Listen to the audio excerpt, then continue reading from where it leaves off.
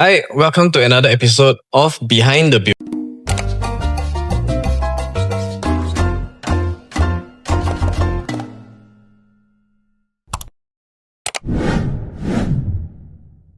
And today we have a very special guest with us from the architecture and design industry.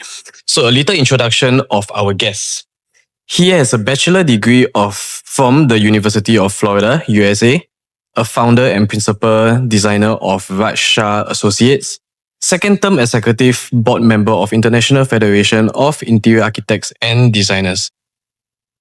Next, honorary advisor for Society of Interior Design Singapore with 3 decades of experience in the interior design profession.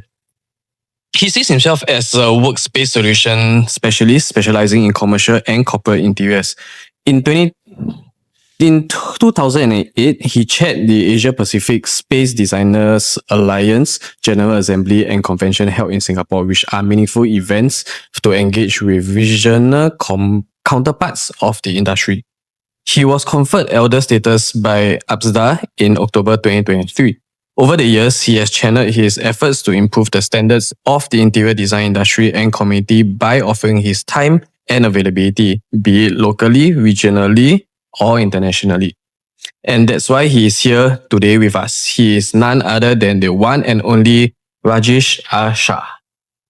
Thank you for coming on the show, Mr. Raj. Thank you, Garrick. Thank you, Peter, for the nice introduction. That's the introduction on the professional side. I wear many different hats, for interfaith and my, religious bodies as well. We'll not talk about that here. Accolades and introduction comes, all these titles comes after many years of having been devoted and dedicated to this profession that we have chosen, which is interior design. So I'll correct you there. Architecture is not something I do, right? Although the term is loosely used, interior architecture and all that in schools. I am a bachelor's degree holder from the University of Florida, Bachelor of Design, right? So I only practice interior design. Would you say that this industry is very brutal? Because sometimes I feel that I'm being chewed up and spit out, going through all the challenges. Well, Garrick, every profession has challenges. You name me one profession that doesn't have challenges. And, being born after 9 months in your mother's womb and then coming out to the real world is a struggle. Yes. It's a challenge, right? Growing up, learning how to speak, learning how to walk, everything is a challenge. But we human beings are very adaptive.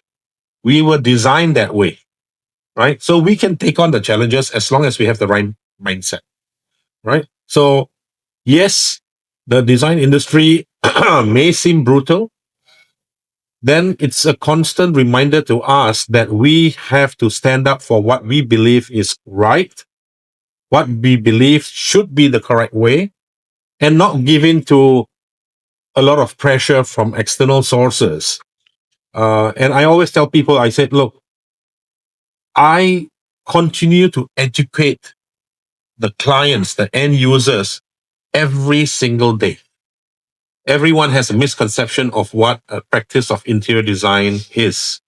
Oh, can you do this for me? Can you do this for me? Can you do this for me? Yeah. Sure, we can. I can bring in expertise, or I can charge you for it if I have the expertise in-house.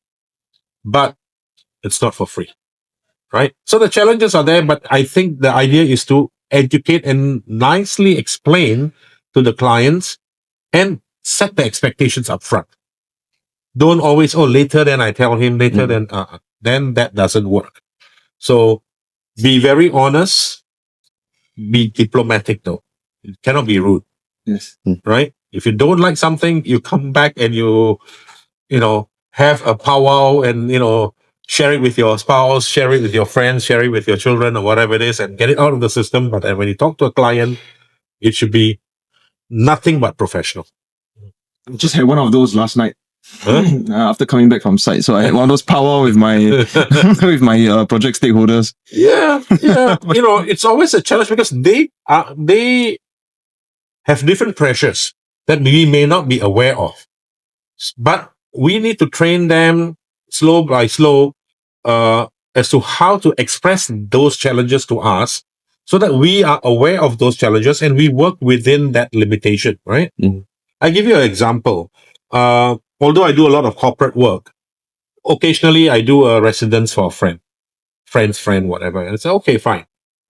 The only reason I do that is because I have a good residential contractor now. Right? Previously, I did not have, so I didn't want to hire. Because what I design, I want to deliver. I want to deliver on time, on budget, and everything. From day one, I told them, okay, fine. Since you know you are a recommendation from another friend who says I don't pitch for work, so it won't be free. I'll give you my fee proposal. You agree, I start. He was okay with that. No problem. The couple was okay with that. Then I asked them the second question. What is your budget? And you know what? Did not tell me the budget until we went out for quotation. We did all the design, selected all the materials, did all the shopping, came back and we got some pricing from 2 or 3 contractors. And then he says, Raj, all of these are above my budget. Right? My budget only like this. And I said, look, you remember we had this conversation where I asked you, what is your budget? Because if I don't have the budget, I think you have an open checkbook. Yes. Right? Not that I want to spend like a king, but I will give you the best of best materials because you said that this was not my house. It was going to be my home. I don't want to move anymore, Raj. Can you make it so nice that I don't ever have to move? Right. And that's a whole. Right? Mm. And so you put in design and quality of materials that are long lasting. That's right. Right? Your value for money comes from the lasting power. You don't have to keep changing things. So I designed along that way. And now you're telling me that you don't have the money to do this. I would have told you, let's not hack down the walls. Let's not do this toilet. Overlay the tiles in the bathroom instead of, hacking everything up. Right? What would be the priority items?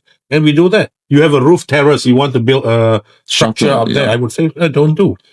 So designers can only offer solutions if they are aware of all the limitations, whether it's the space, whether it's your taste, whether it's money, whether it's time.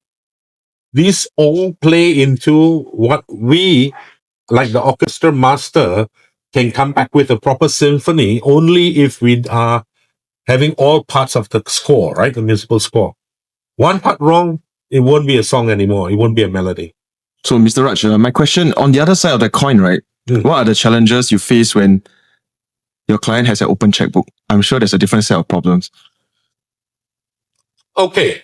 So far, I have never encountered anybody with a really open checkbook.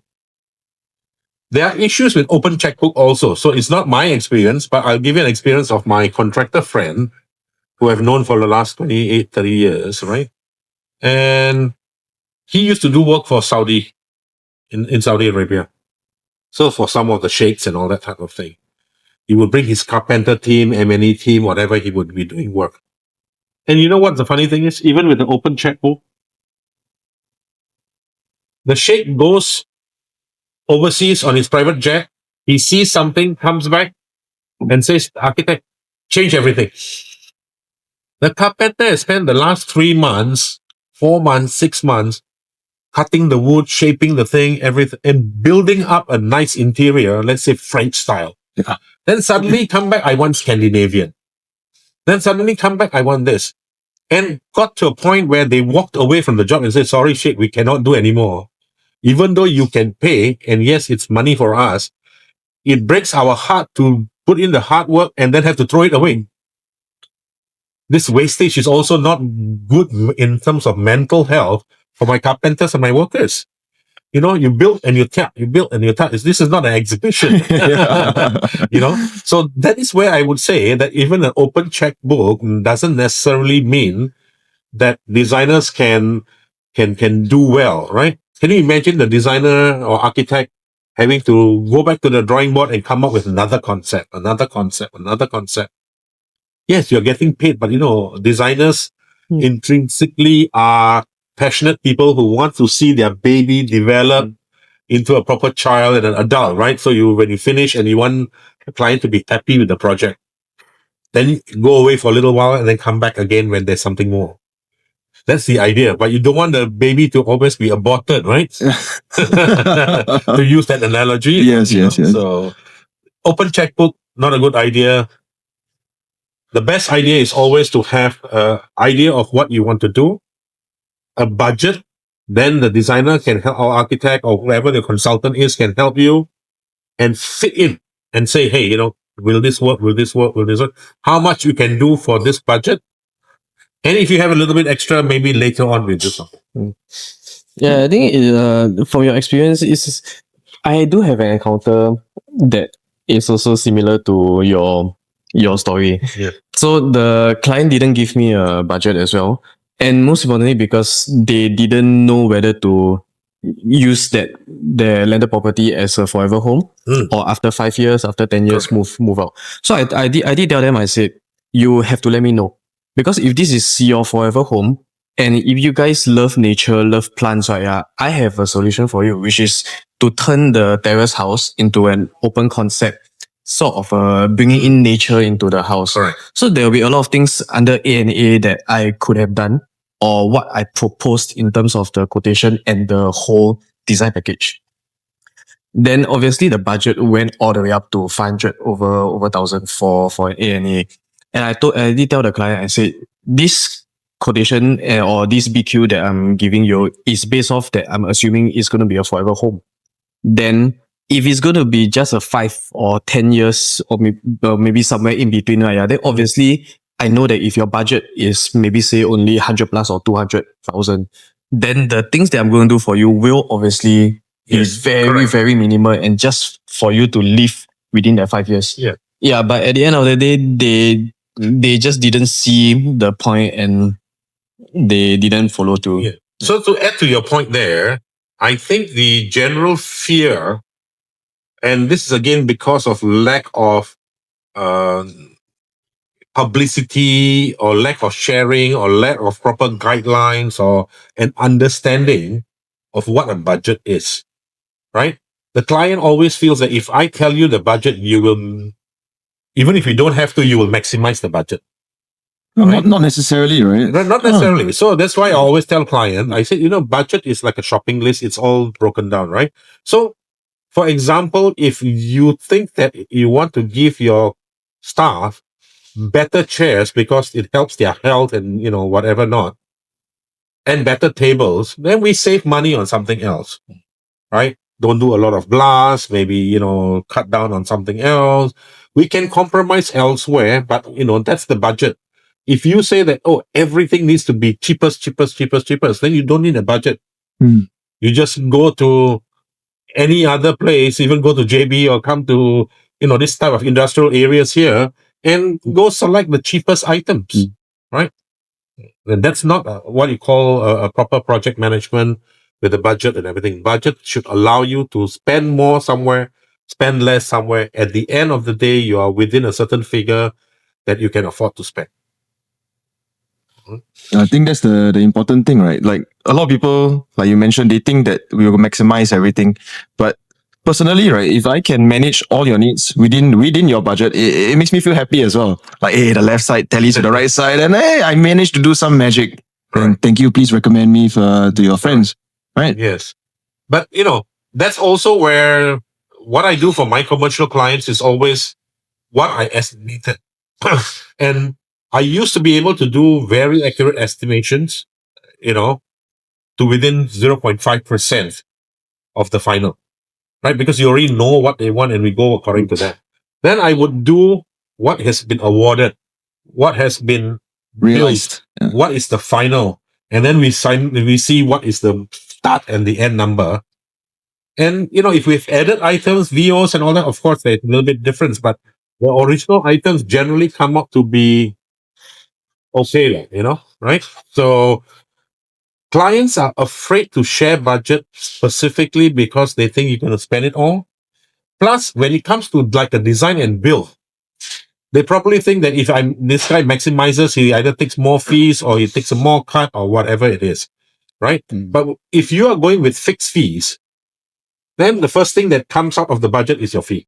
Right. Then whatever is left is for everything else, right? And who better than a professional to guide you through that? I always tell my clients, I said, look, you've engaged me as a professional. If not me telling you how to do it, then can any of your staff do the work? Then it's cheaper. Don't engage me. You just get any of your staff to do. Or hire a draftsman and then they do whatever you ask them to do. They draw up everything. When we draw, we are drawing with education, experience, knowledge of what really you need, with all these factors. Every time I put a pen down on paper and I sketch something, my mind is already thinking 3 steps ahead. Oh, this will fit, this will not fit. Whether you do it on the CAD or whether you do it by hand. We used to do it by hand, but now we do it by CAD, right? And so the answer would be that when we do that, we are helping shortcut a lot of the processes, right? We are experienced people. Can a draftsman do that? They will draw exactly where you tell them to draw the line. Oh, yes. Exactly like that. Yes. Right or wrong, they will not be able to help you. So it's again, educating the clients. Once you tell the clients, hey, you've hired a professional, back off a little bit, let me do my job. Right? If not, why are you paying me to do the job? They understand. So in the corporate world, generally quite okay.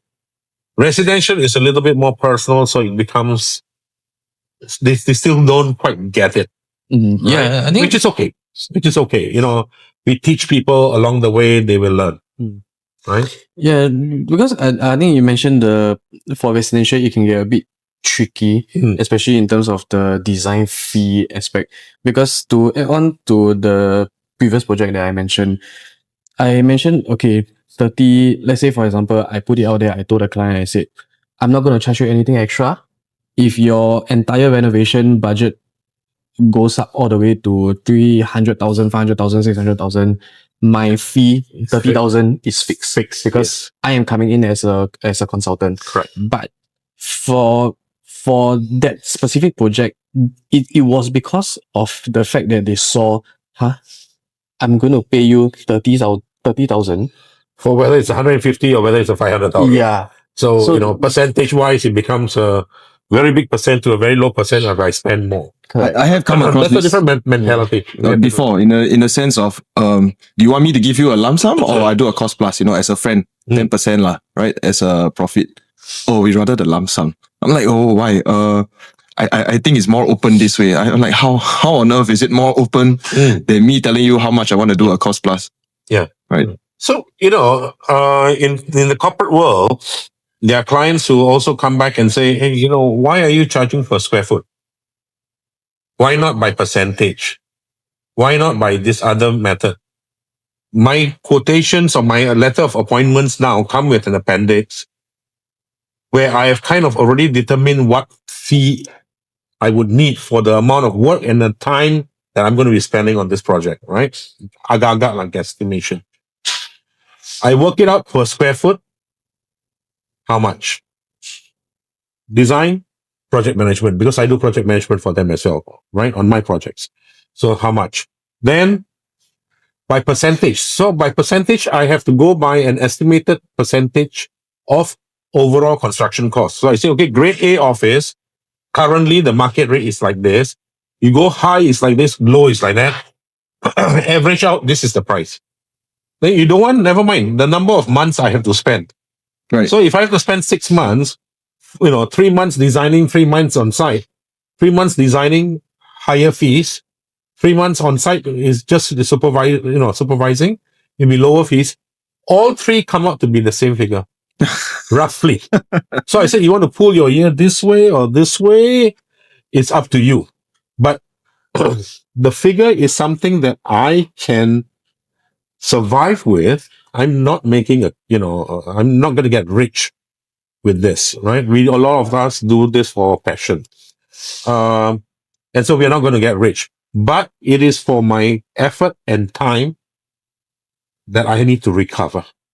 We all do work for a little bit of whether you call it a profit or at least a break even, right? And clients also. So, if you're, just sidetrack a little bit, a lot of people say free design, right? So I have instances where people say free design, right? Can you, somebody's not charging.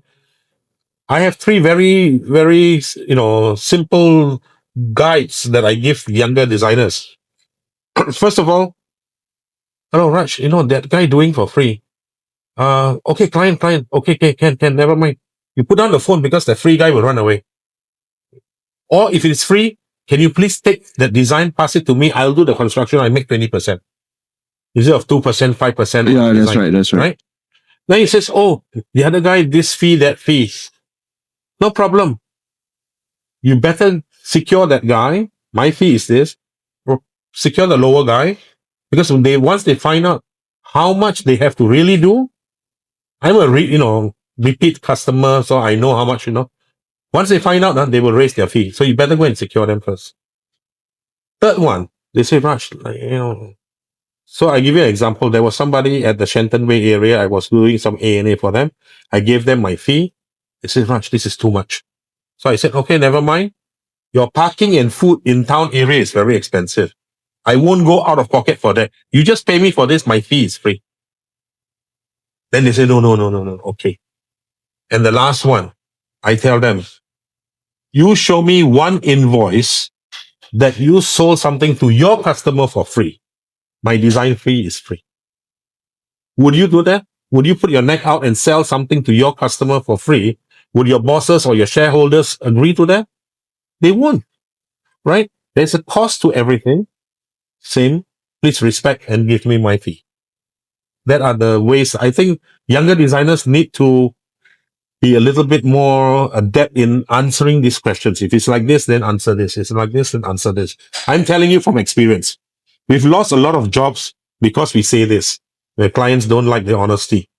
But then in this business, to survive 30 over years, honesty is the best policy. Be open about it, be transparent about things, manage the expectations. You won't go wrong.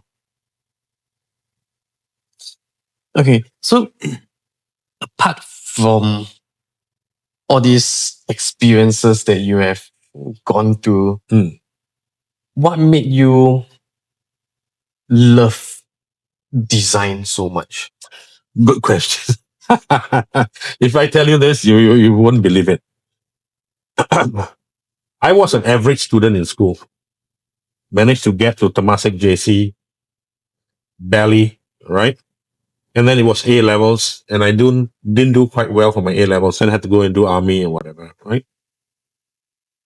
And if I had wanted to be an architect, I had to go back and do my A levels and then degree and everything else.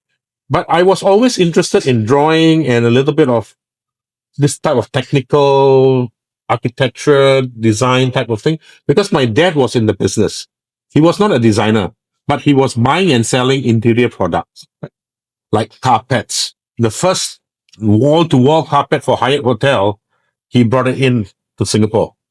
It was from a company called Joggers. It was in, a long time ago. If you Google it, you'll find it. Right? So he did a lot of that, and I was always exposed to carpet, wallpaper, fabrics, and all this type of thing. And I was like, something interesting. So I was good at that, and I said, well, okay, let me try interior design.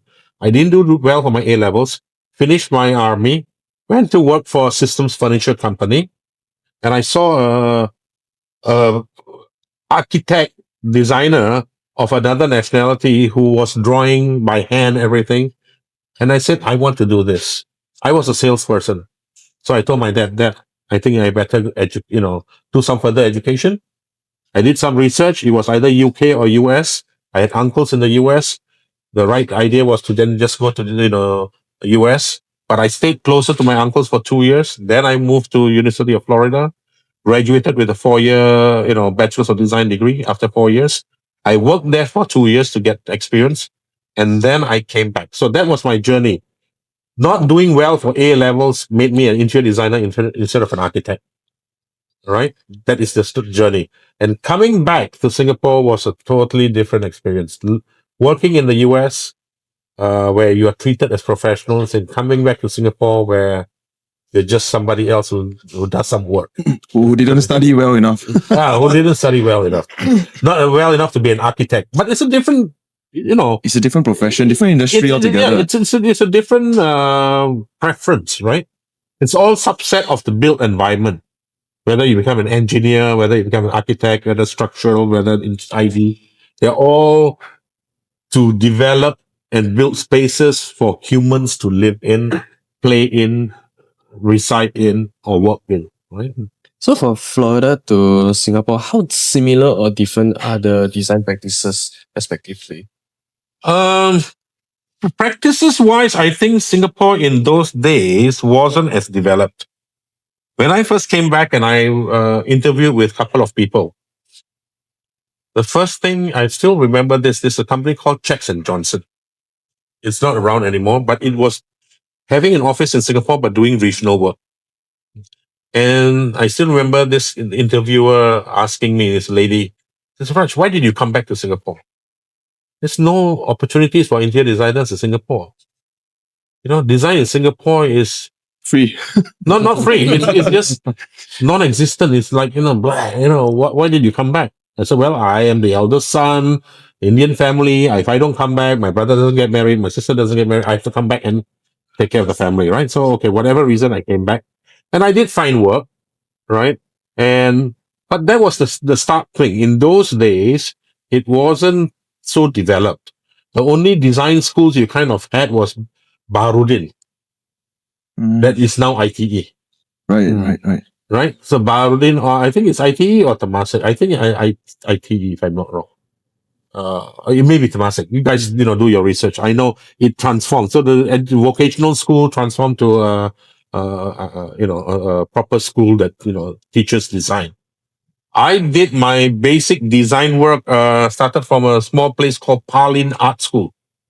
I learned how to do watercolor, 3D, and all this type of thing. How to draw before So I went to the hand US. rendering, they call Hand it. rendering, all the watercolor and everything. That's Right? So I learned how to do that, and then I went to the US. But Singapore's design culture was not there yet. But then, long story short, when I went to the US, came back, and there were differences because in Florida, I basically did a lot of residences because the company I worked for was doing show flats and residences. Totally different ballgame. When I came back, I got employed by somebody called L&T Crandon, all right, American guy. And I worked for him for about 8 years, and we did all corporate work. We did a lot of Hong Kong bank work. We did Caterpillar. We did GE. We did a lot of these big projects, right? A lot of banks. We did QB and all that. But when you come from residential to commercial, my education and my preference was always for commercial. If you look at my portfolio now, some of the projects as it got bigger and bigger and bigger were all corporate work. So I find that, that was my cup of tea. And I continued with them for 8 years. When he retired and went back to the US, I started my own in about 2000. That's where Rajesh Shah Associates took place now. But then again, it's a learning journey. You start from somebody, working for somebody, and then learning how to run your own company was a total different experience. Yeah. So Raj, was there one project that permanently changed the way you design either for Florida project or Singapore project? Well, Florida, there was not much because I couldn't say that it was my own projects. Usually you work for a team, there's a director and a few people, and then, you work as a team.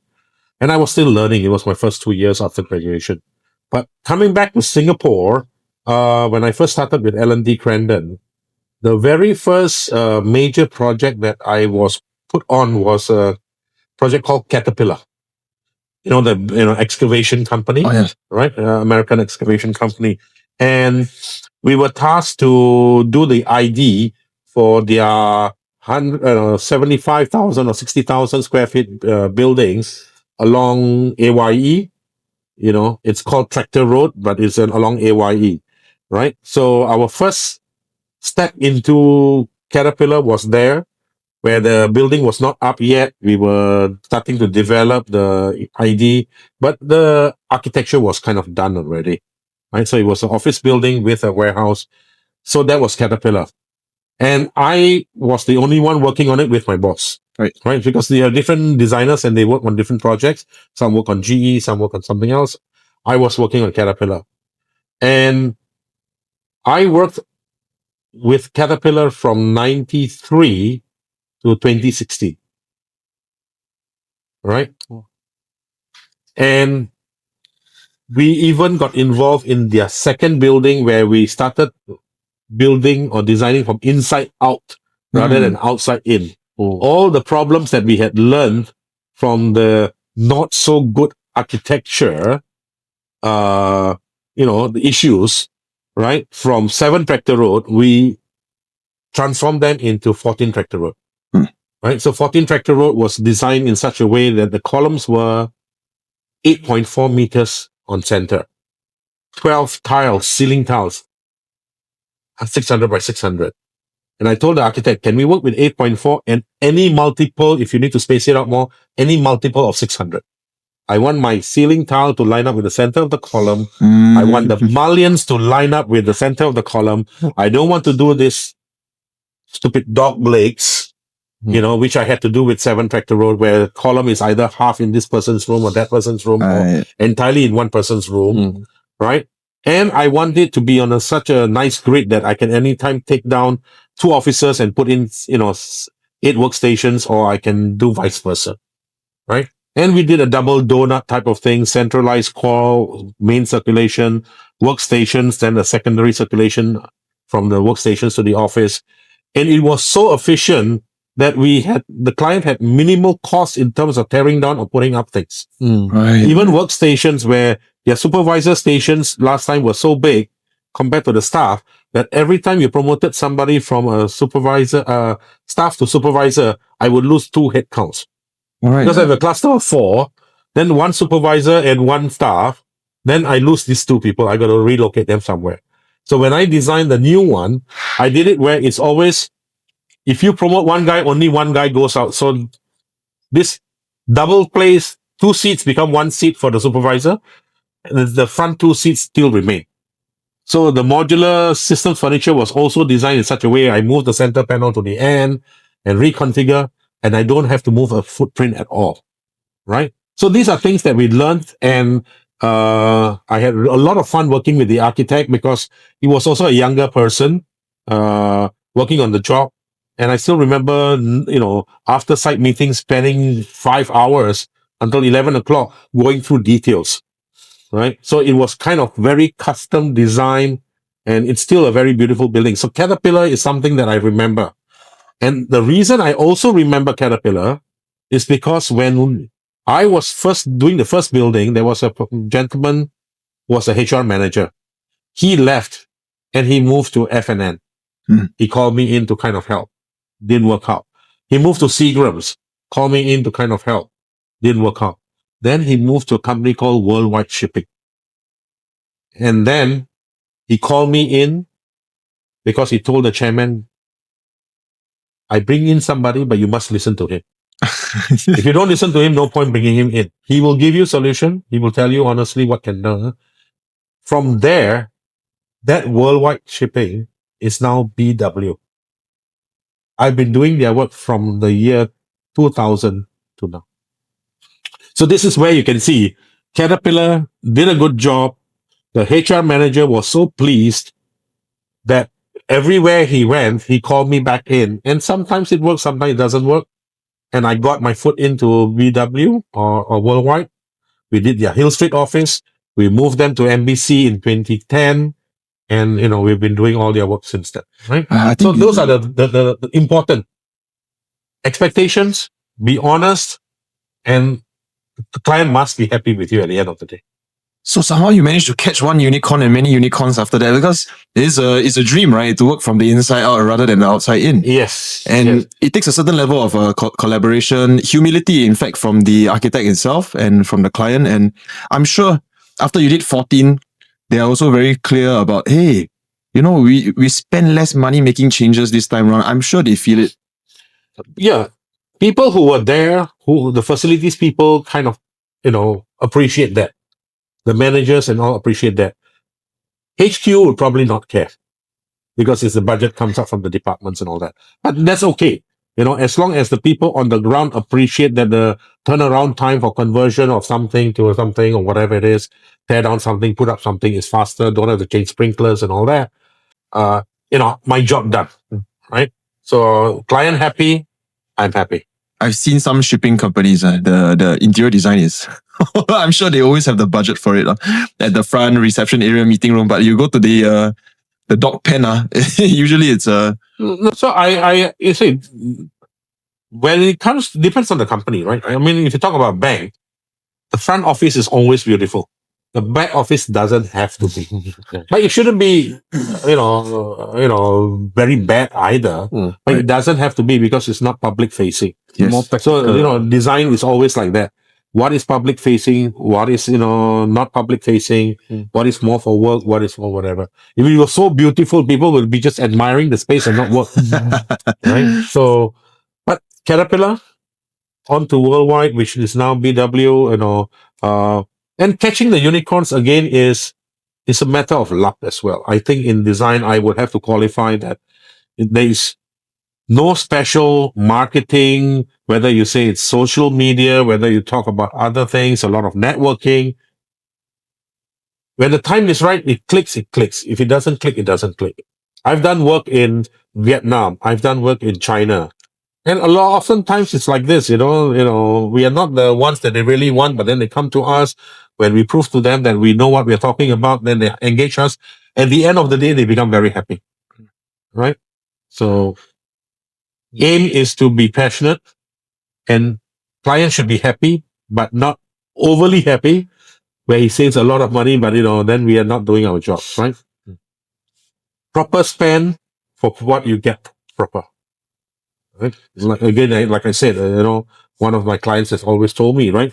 Don't design so out of this world that even my bankers don't loan me money after that. Right? So it has to be appropriate. It's a grade A office, grade A style, up to a certain standard.